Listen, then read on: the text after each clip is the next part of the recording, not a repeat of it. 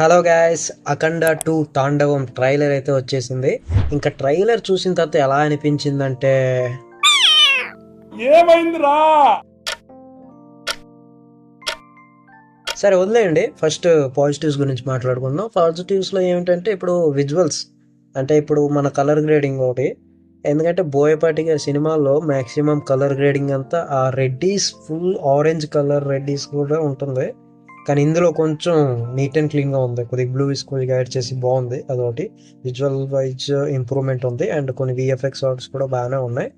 And సరే, అంత బాగానే స్టార్ట్ అయ్యింది అనుకునే లోపు ఆ బజరంగి భాయిజాన్లో ఆ చిన్న పాప ఆ క్యారెక్టర్ రివీల్, ఆ క్యారెక్టర్ మళ్ళా పరిగెట్టుకొని ఫుల్ బ్లడ్తో పరిగెట్టుకొని ఏడుచుకొని మళ్ళీ అదే సరైనోడు ఇంటర్వెల్, మళ్ళీ అదే జయ జానకి నాయక కుల్ప్రీత్ సింగ్ క్యారెక్టరైజేషన్, మళ్ళీ అదే ఒకటి అనిపించింది.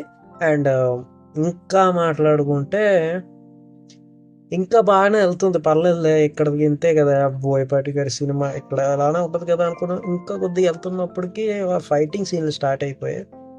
ఇక అంతేలే అనుకున్నా. అలా మాట్లాడుకుంటే ట్రైలర్ అయిపోయింది. సో ఇంకేం చెప్తాం ట్రైలర్ గురించి. బాలకృష్ణ బోయపాటి గారి సినిమా. సో ఆ లెక్కను వెళ్ళిపోదాం మూవీ థియేటర్కి. దట్స్ ఇట్, అంతే రివ్యూ.